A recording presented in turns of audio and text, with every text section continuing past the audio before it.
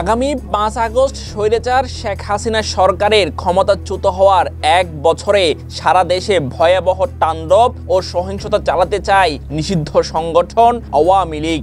এই জন্যে একযোগে নামাতে চায় গেরিলা বাহিনী। অভিযোগ উঠেছে সেনাবাহিনীর এক শীর্ষ কর্মকর্তার মাধ্যমে তাদের ঢাকা, দিল্লি, কলকাতা সহ বিভিন্ন জায়গায় গোপনে প্রশিক্ষণ দেওয়া হচ্ছে। এরই মধ্যে মেজর সাদিক নামে সেনাবাহিনীর এক অফিসারকে নেওয়া হয়েছে সেনা হেফাজতে। শুরু হয়েছে তার বিরুদ্ধে তদন্ত।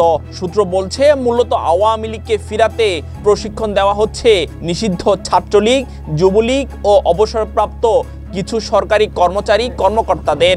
আইন শৃঙ্খলা বাহিনীর পক্ষ থেকে শঙ্কা করা হচ্ছে আগামী ৫ আগস্ট ঢাকার শাহবাগকে টার্গেট করে ব্যাপক নাশকতা চালাতে পারে কার্যক্রম নিষিদ্ধ থাকা আওয়ামী লীগ। জানা গেছে ঢাকা দখল করা তাদের প্রধান টার্গেট। এই জন্যে তারা সাবেক প্রধানমন্ত্রী শেখ হাসিনার নির্দেশের অপেক্ষায় ছিলেন। পরিকল্পনা মোতাবেক শেখ হাসিনার নির্দেশ পাওয়ার সঙ্গে সঙ্গে সারা দেশ থেকে তালিকাভুক্ত হাজার হাজার নেতাকর্মী একযোগে ঢাকা চলে আসবেন। সবাই সমবেত হবেন রাজধানীর শাহবাগে।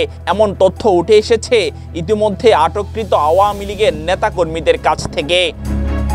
এদিকে এমন পরিস্থিতিতে আইন শৃঙ্খলা বাহিনীর পক্ষ থেকে নেওয়া হয়েছে 11 দিনের বিশেষ সতর্কতা।